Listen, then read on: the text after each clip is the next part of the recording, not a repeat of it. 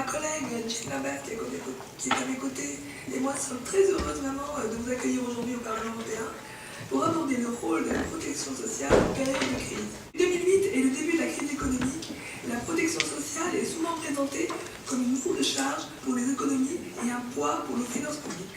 Or, au vu de l'accroissement de la pauvreté et du nombre de chômeurs, la protection sociale nous semble avoir un rôle d'autant plus incontournable.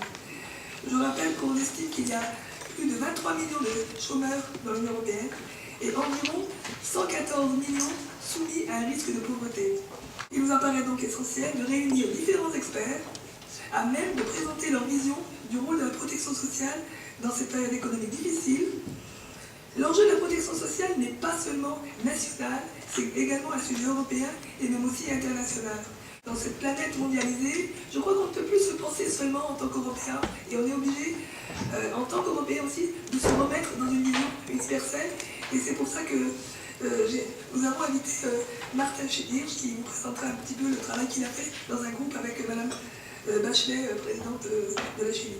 Merci beaucoup à Malika Benaramatou et à vous, Jean Lambert, de m'avoir associé à cette initiative et à avoir cette discussion. Ça me rappelle, il y a 20 ans, quand il y avait le traité de Maastricht, je me souviens d'avoir fait remarquer à quelqu'un « Oh, comme c'est dommage qu'il n'y ait pas de dimension sociale dans le traité de Maastricht ». Et je me souviens de quelqu'un qui m'a répondu « Tu te trompes. À partir du moment où les déficits sociaux sont inclus dans les déficits publics qui sont dans la norme de 3%, t'inquiète pas, l'Europe aura une influence beaucoup plus forte que tu ne penses sur les politiques sociales. » Et effectivement, elle l'a eu finalement de cette manière-là. Je suis ici parce que j'ai eu le privilège pendant ces 18 derniers mois de travailler dans une commission mise en place par l'ensemble des organisations onusiennes et dont les secrétariats étaient assurés par l'OIT et l'OMS. Une commission présidée par Michel Bachelet pour se demander si, face aux perspectives et aux conséquences déjà de la crise, on pouvait avancer sur la protection sociale dans le monde, dans les pays qui en sont dépourvus et dans les pays qui en sont mal pourvus, c'est-à-dire donc l'ensemble de l'humanité, pour savoir si on pouvait avancer sur des principes communs de mobilisation de la communauté internationale sur le progrès de la protection sociale. Pas pourvu, ça veut dire qu'il y a à peu près entre 3 quarts et 80% de la population mondiale qui n'a pas une protection sociale digne de ce nom. C'est-à-dire qui n'est pas couvert pour les principaux risques que l'on rencontre face à la maladie, à la mort, à l'absence de revenus du travail, etc., etc. Et on s'est trouvé dans une situation d'un contexte curieux, où d'avoir d'un côté des pays avec des longues traditions de protection sociale, essentiellement les pays européens, en train de se demander ce qu'ils commençaient par sacrifier, qu'est-ce qu'ils devaient couper, etc. Pourquoi est-ce que la protection sociale était à l'origine de la plupart de leurs maux, en particulier d'une croissance faible et de déficit public élevé. Deuxième élément de contexte, dans un contexte où l'idée était que la mondialisation est un élément tellement négatif qu'il est en train de tout détruire, avec des pays qui eux-mêmes s'interrogent sur la manière dont ils peuvent construire de la protection sociale et commencent à le faire. Et donc on a passé une bonne année à travailler ensemble, à faire ce rapport, à le faire approuver par l'ensemble des organisations onusiennes, à le remettre à Ban Ki-moon et à obtenir quelques lignes dans le communiqué final du G20 comme un soutien à la protection sociale. Alors, ça n'est pas neutre parce que, pour faire ça, on est passé par 2 étapes et on a dû briser 2 tabous. Le premier tabou était celui qui consiste à dire que la protection sociale est un luxe pour pays riches et que ça n'est que l'étape ultime d'un développement économique, qui était la vision dominante pendant très très longtemps. Donc, croissez, enrichissez-vous, et ensuite payez-vous de la protection sociale si vous voulez. Vous n'êtes pas obligé, mais si vous voulez, vous pouvez le faire. Et on a une autre approche fondée sur des données, je vais y revenir, sur des faits, qui est que plutôt la protection sociale peut être considérée, traitée et construite comme un élément de croissance et d'enrichissement. Premier tabou à rompre.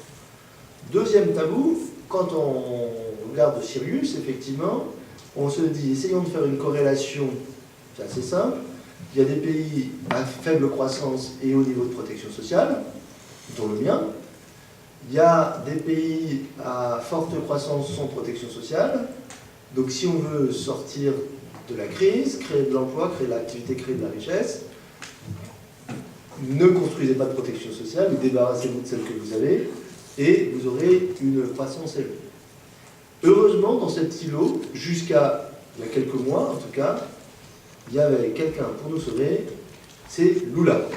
Merci à Lula, parce que grâce à lui, le Brésil avait un taux de croissance qui n'avait pas grand-chose à envier au taux de croissance chinois, et pour autant, des mécanismes de protection sociale construits sur les 10 dernières années, avec des effets marqués sur la pauvreté, avec une vision compréhensive de la complète de la protection sociale en matière de retraite, en matière d'assurance maladie, en matière d'allocation familiale, en matière de lien avec l'éducation, et qui démontrait qu'on pouvait avoir des données fortes sur la pauvreté, des données fortes sur l'extension de la progression, pouvait s'offrir de mettre quelques points du PIB dans la protection sociale sans pénaliser la croissance.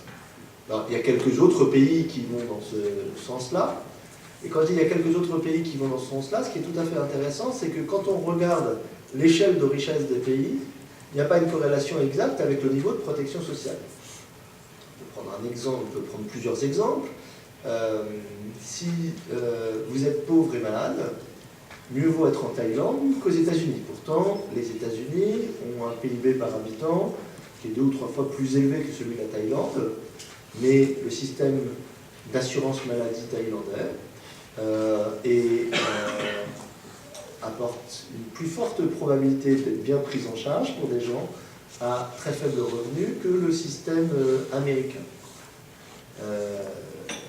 Deuxième chose, on va trouver parmi les pays les plus pauvres des pays qui ont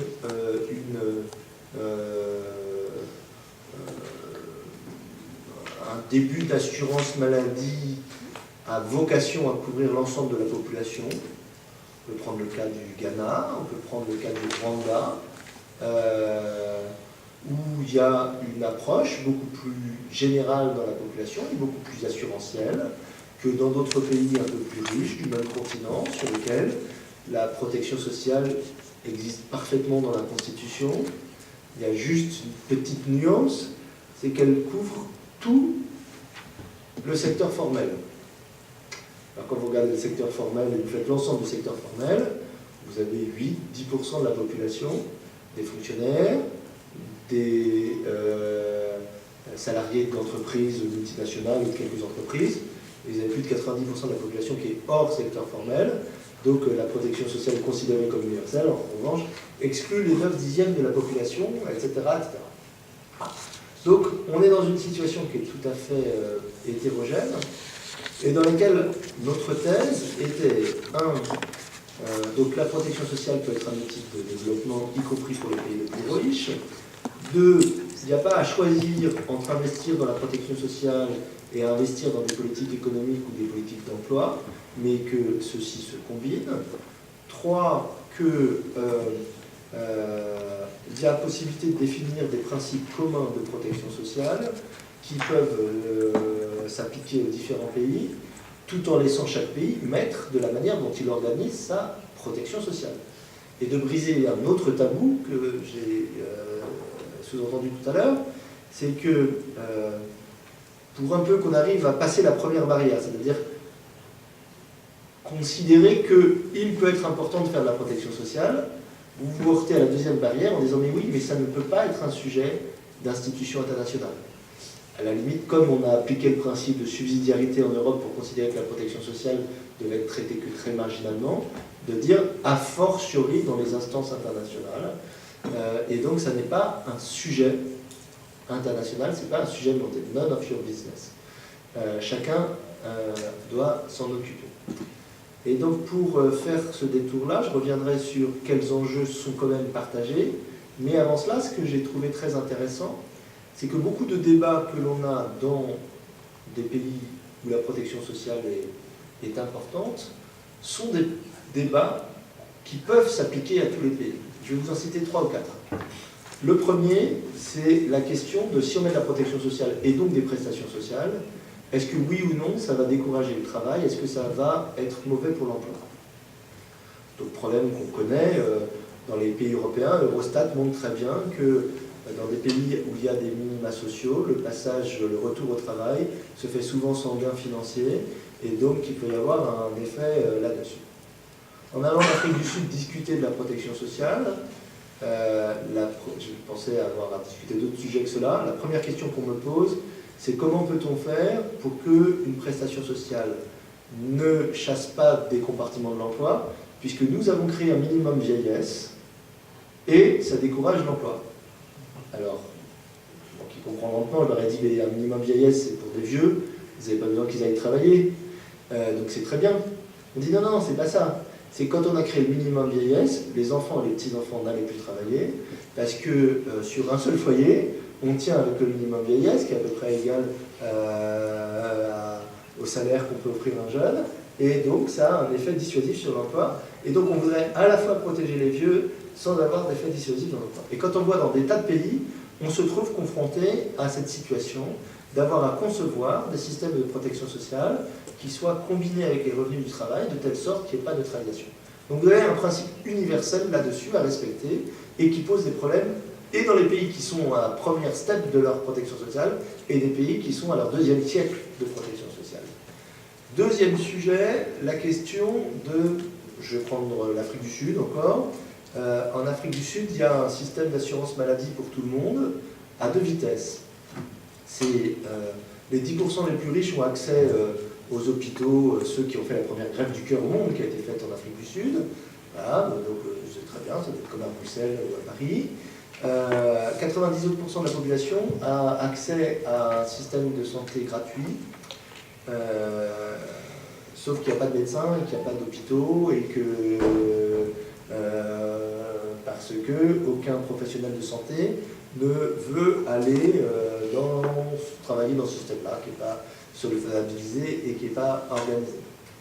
Et on retrouve des questions de pénurie de professionnels de santé, aussi bien dans l'ensemble des pays du monde.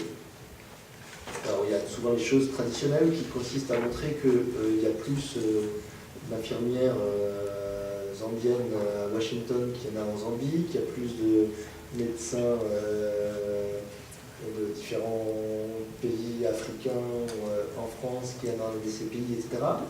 Mais il y a une question d'intérêt commun à regarder comment est-ce qu'on travaille sur les conditions d'exercice des professionnels de santé dans l'ensemble des pays.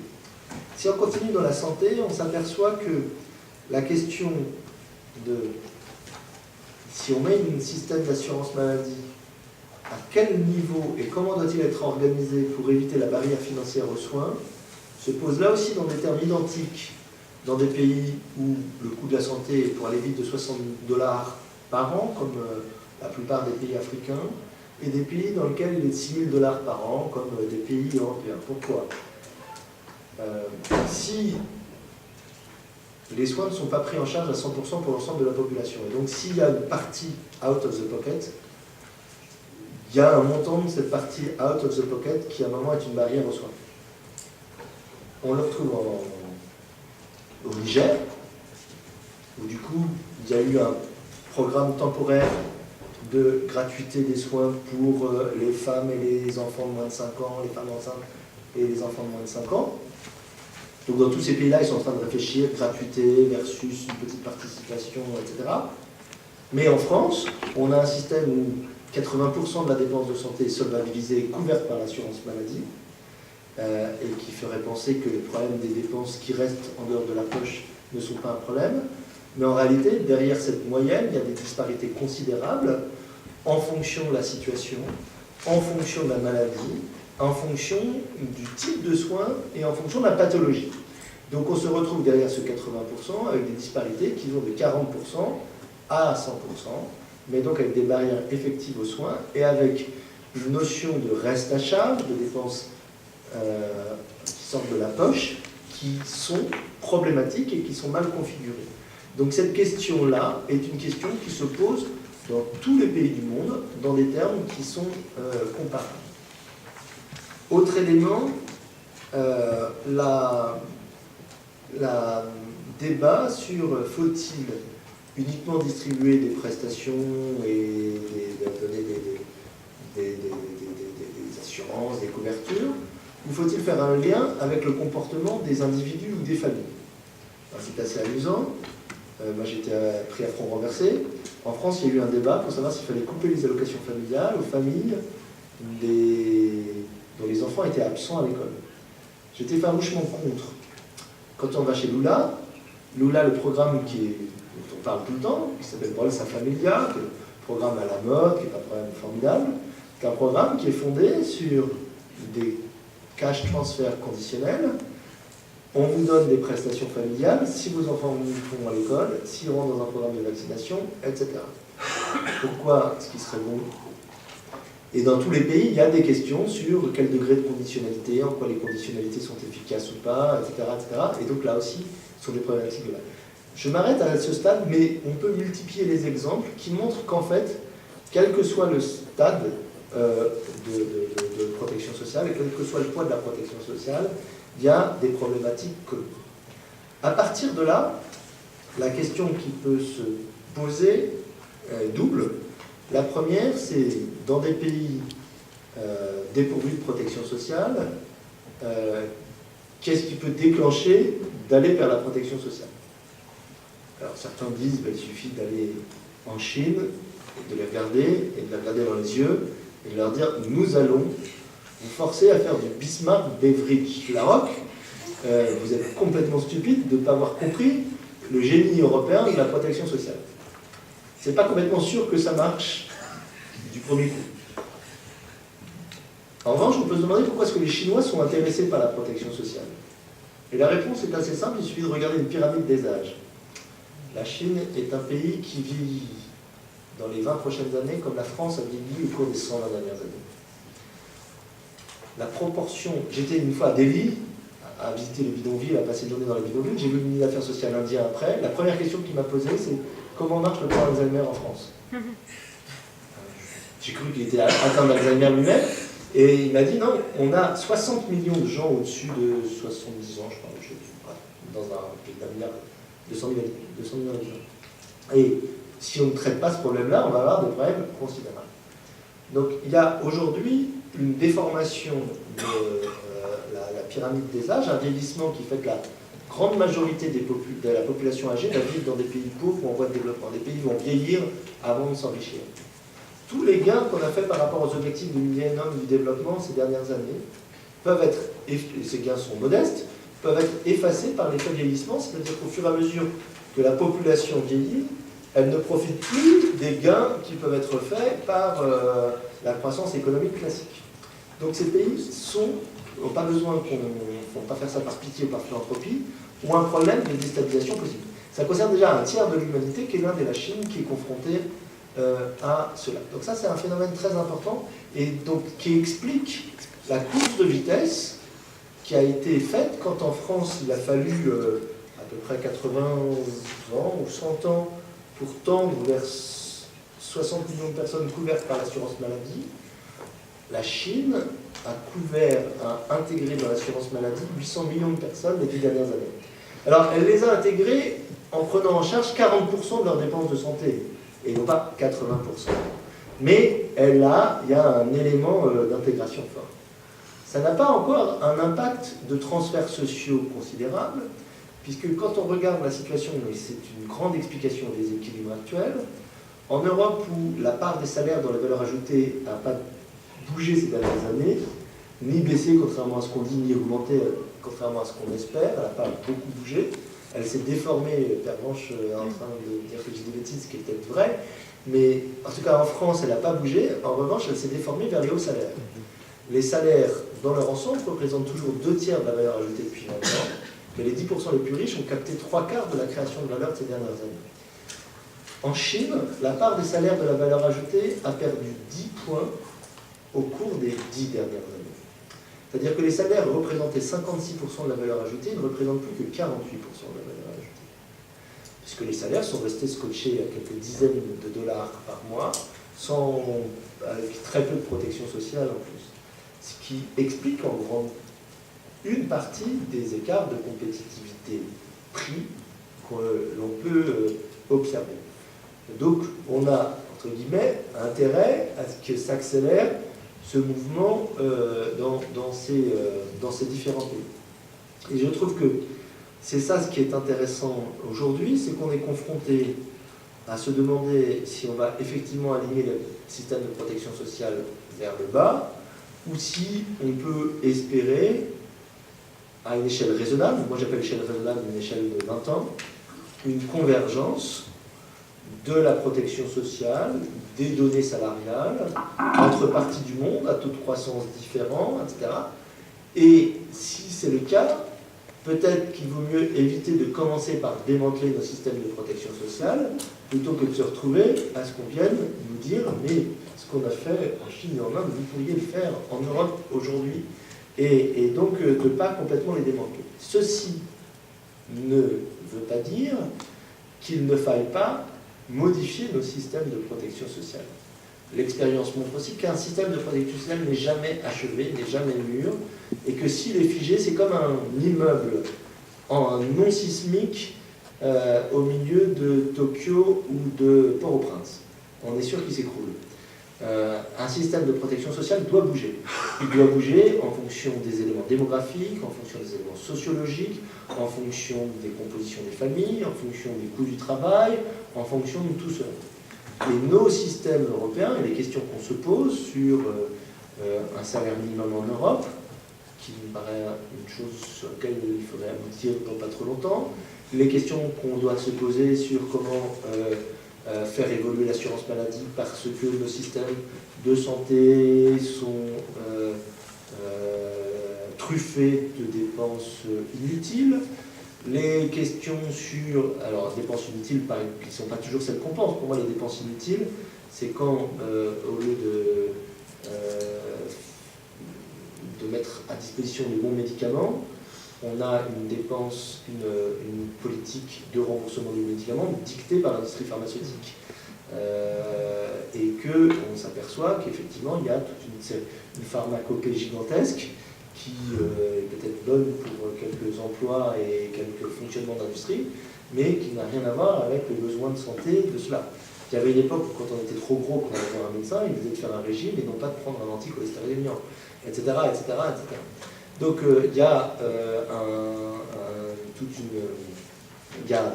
toute une partie de ces dépenses qui sont en train de compromettre notre système de protection sociale et notre compétitivité.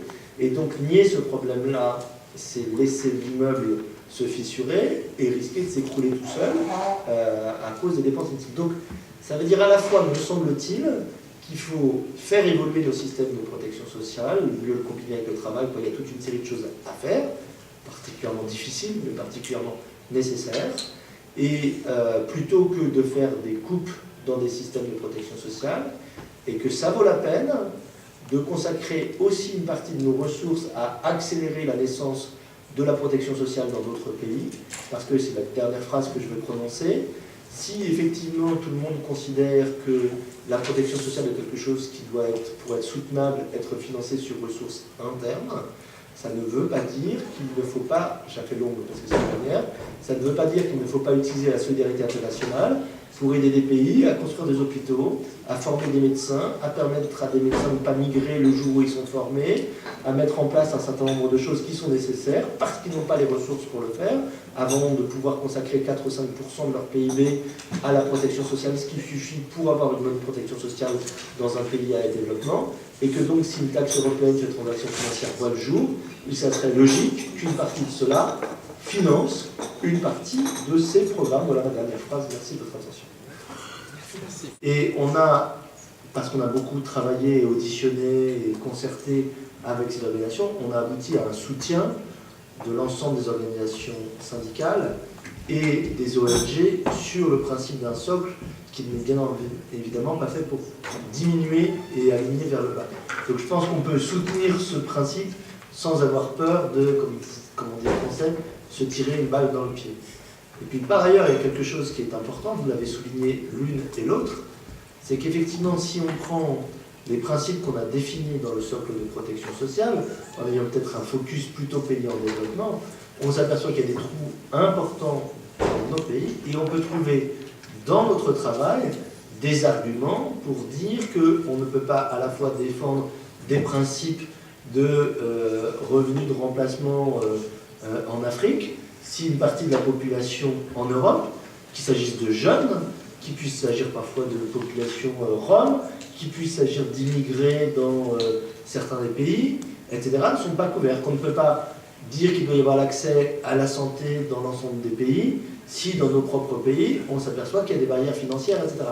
Donc le rapport sur le socle de protection sociale donne plutôt des instruments pour pouvoir combler les trous qui existent, plutôt que d'aligner vers le bas. Bonjour à tous pour ces débats très intéressants. On n'a pas forcément eu beaucoup de temps pour débattre vraiment, mais je crois que les éléments qui ont été donnés aujourd'hui, pour en venir un premier temps, on va peut-être reprendre les discussions dans un deuxième temps.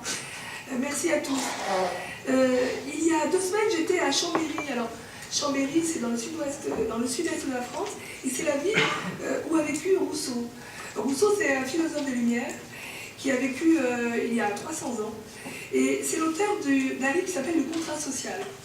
Et dans ce livre, Le contrat social, Rousseau établit qu'une organisation sociale juste repose sur un pacte garantissant l'égalité et la liberté entre tous les citoyens. Et je crois que 300 ans après, ces termes-là sont forts et nous interpellent. Et je crois qu'on les porte et que ces valeurs-là qui sont portées par Rousseau dans ce livre sont universelles. Elles sont européennes et universelles. Alors je crois qu'un des enjeux, c'est comment passer de ces valeurs, c'est-à-dire comment tout citoyen a droit à une vie décente, quel que soit son âge, il a droit à être soigné, comment passer de ces valeurs à une mise en œuvre pratique. Et je crois que l'ingénierie des systèmes de protection sociale, c'est quelque chose de complexe, mais qui est quelque chose de très important. Et je crois qu'en tant qu'Européens, on a une histoire, on a des compétences dans ce domaine, et je crois qu'on peut contribuer pour que d'autres pays, comme l'a dit Martin Hirsch sur l'idée d'une protection sociale universelle, on peut contribuer à donner des compétences ou à travailler avec les autres pays, notamment les pays du Sud, pour arriver à cette idée d'un socle de protection universelle. Alors, on a un débat aujourd'hui sur l'idée de changer le traité de l'Union européenne, et je crois que c'est peut-être le moment aujourd'hui, plutôt que de continuer à avoir simplement une vision économique ou financière, de mettre dans ces débats sur un nouveau traité la question et l'enjeu de la protection sociale. Alors merci à tous, on n'a pas beaucoup de temps, beaucoup d'entre vous doivent partir, et à très bientôt j'espère.